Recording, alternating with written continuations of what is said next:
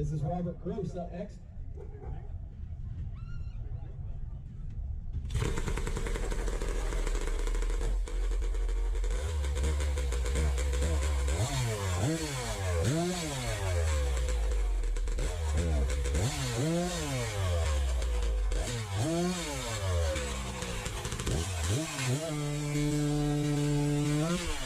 That's a good way to start it.